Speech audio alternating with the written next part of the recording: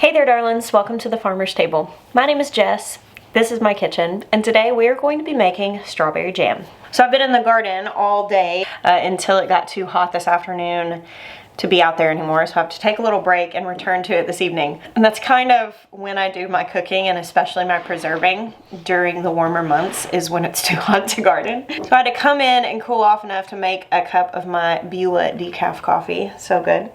But I have this lovely harvest waiting for me to address it. My son Ben and I picked these last night from our garden. There were a few more of them last night. We've definitely been eating on them since we brought them in. But I wanted to go ahead and make a big batch of strawberry jam while I had a copious amount of strawberries coming out of my yard. Now, if you do not have a copious amount of fruit coming out of your yard, that's completely okay. Making jams is a really great way to preserve fruit anytime you have any large amount of it, and that may be because you came across a clearance or a markdown at the grocery store. I know I've found fruit at times marked down because it is such a perishable item. Another thing is you can totally use frozen berries. I haven't purchased store-bought jam in a lot of years because so many of the jams you buy at the store or jellies, they have like high fructose corn syrup in them. They have multiple preservatives added to them, and if you buy the ones that are made with real sugar and just plain fruit, no flavorings, no coloring, none of that stuff, they're expensive, like ridiculously expensive. So for a long time, I have used jam making as a way to preserve my harvest when I did have a glut of something. And if I didn't have any fruit and I needed some jam, I just buy a bag of frozen berries because those are frozen when they are picked in season at optimum ripeness. And so a lot of times you're gonna end up with a better end product from those frozen berries than you would by using some berries that you got that were shipped from the other side of the world. The next thing you are going to need to make jam is pectin. So pectin is a soluble fiber found in the cellular walls of fruits and vegetables. So when you are making jams and jellies, a lot of things have enough pectin naturally that the end product will gel on its own. With certain things like strawberries, we want to go ahead and add pectin to it just to make sure that it does gel. Strawberry is one that doesn't easily gel on its own.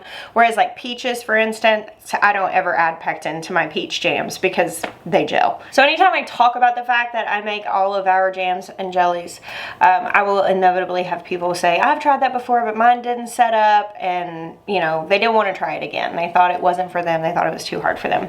Full disclosure, I will still occasionally have a batch of jam or jelly not set up. I am not the person to ever try to pop the seals on those jars and try to recook it and recan it.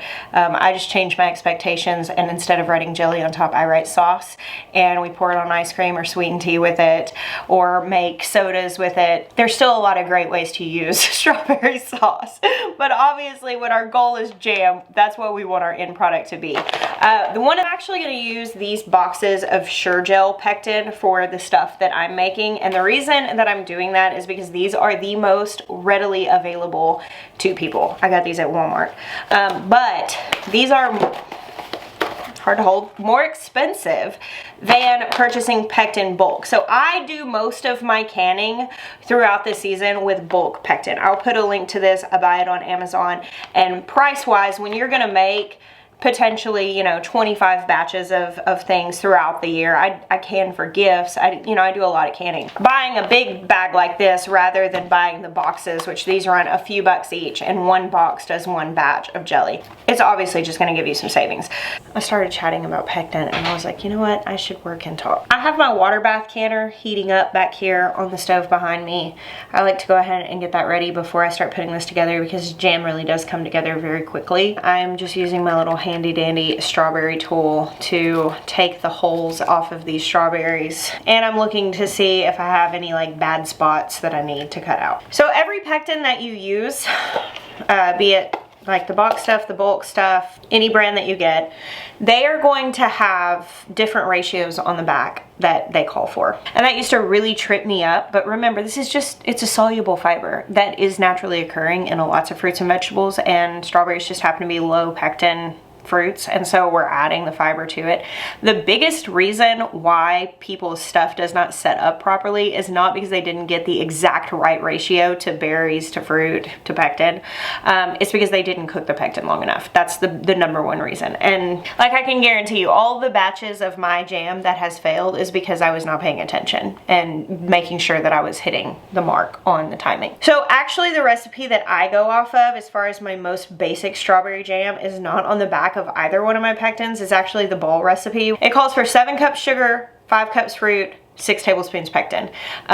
I've had that in my head since I first started canning, and when I use these, I more or less use the same ratios with these pectins, and it more or less works. The one exception is there's a type of pectin called Pomona's pectin that is created to use with less amounts of sugar and set. So if you're using Pomona's, just follow whatever the instruction is on the back if you're trying to make like a lower sugar thing. So here, I actually started doing this, and I was talking and my camera wasn't recording. This is a 1 quart measuring cup. And because I'm going to use about 5 cups of crushed berries, I am just putting these in here. And I use a masher, you can use a potato masher, and just kind of mash these down. If you're using frozen berries, what I like to do is let them thaw out first. Like if I'm gonna make jam that afternoon, I just throw the bag of berries in the sink. You put them in a bowl or something so the juice doesn't run out. And then you just pour them into the measuring cup and you know exactly what you need.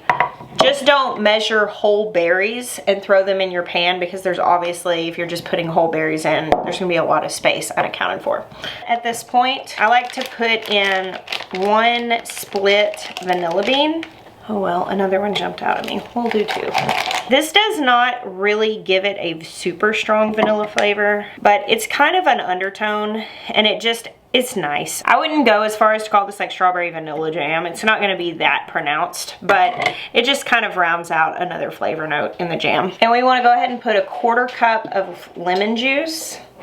I'm just using this bottled stuff that I always have on hand. I also make a strawberry jalapeno jam. I will freeze strawberries during strawberry season, and then when the peppers come on later in the summer, I'll make probably like 3 batches of strawberry jalapeno jam. It's very, very good. You can do it with habaneros also if you like more spice. Take between a 1/4 cup to a 1/2 cup, depending on what peppers I'm using and how spicy they are, of strawberries, and sub them out with chopped peppers. It's still fruit, so you're still having your same ratio of about, you know, 5 cups of crushed fruit to your 7 cups of sugar. So if you really liked it very spicy, you could do more than that, and you can actually make an all pepper jam if you've ever had pepper jelly. It's really, really good, where you can do a mix of like bell peppers with some spicy peppers, and then you just do the whole 5 cups with that. But today for me, it's just classic strawberries with a little hint of vanilla. Before I turn the heat on underneath my fruit, I want to have my canner heated up and ready to go. I want to have my 7 cups of sugar measured out, because this is going to move quickly. And I want to have my canning jars clean and ready to be filled. So I'm going to turn the heat on to like medium high. I'm going to bring this to a full boil. And I want to pour my pectin in over my mixture. I'm using this entire package. I'm just going to mix that in and go ahead and mash my berries a little bit more as this comes up to heat. You may need to do your stove on high heat if that's what it takes to really get a boil going for you, but you do want to stay close by, don't walk away from this, and keep stirring it really regularly to make sure you don't get anything stuck or burnt on the bottom of your pot. So as this is heating, I'm just kind of stirring it, mashing it, allowing that heat to help me break my strawberries down. This is jam, so it is going to have some small chunks and bits in it. I don't want it to be perfectly fine. It's starting to simmer a little bit, but I want a boil that continues even as I stir. Alright, so here is my boiling strawberry mixture. You can see that even stirring it, it continues to boil.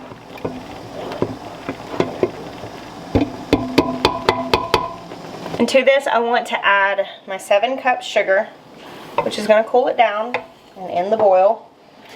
And you may have noticed when I showed you the pot that there's kind of like a foam developing. So this is a little trick. You also want to add about a teaspoon of butter, just a little sliver pad of butter. There's a lot of discussion about this, but this is considered like canning safe. You know, some people will say, oh, you're not supposed to can any dairy. 1 teaspoon of butter in this does not you know, quantify enough to bring any rancidity or risk of that sort of thing.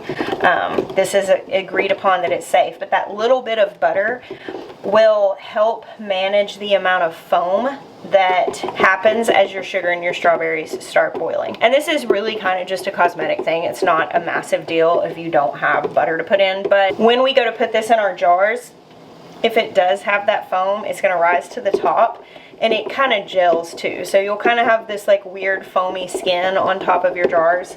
I almost always put the butter in, and it does actually make a difference in whether that foam is there or not. And I've had jars that I canned without butter, and it did have foam that kind of gelled on top, and it doesn't matter, you just scrape it off, but it's just a cosmetic thing. So my sugar melts pretty quickly here, and now it's all liquid, and I'm going to continue stirring constantly until this comes back up to a rolling boil, which cannot be stirred down.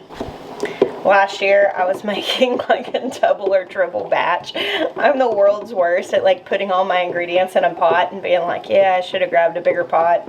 It'll be fine. And it was not fine. It actually came to a boil. I was not paying super close attention. I was working here at the bar, and it boiled over a triple batch of strawberry jam all over the stove and counter, all down the front of the cabinets. It was very unfortunate. I learned my lesson. I'll be standing here for the rest of this process. So this is a rolling boil that is not being stirred down. When this gets to this point, I need to set a 1-minute timer, and I need to cook this boiling like this for exactly 1 minute, and then I'm going to take it off the heat. The place, my handle is not long enough. The place where people mess up the most here is they don't do this long enough. They do not get their mixture back up to a full boil before they start their 1-minute timer, or they don't do the 1-minute timer. Making sure you are completely boiling is really important right here for your gel. Alright, timer's going off. Let's get this off the heat. I'm going to move it over here so I can more easily put it in my jars. Now, if having any foam in here is going to bother you, you can skim that off. I usually don't mind a little bit. I've got a funnel. I'm going to fill these up till they have like 1/4 to 1/2 inch of headspace just up here to this rim. When you come across your vanilla bean, if you put them in, just pull that out.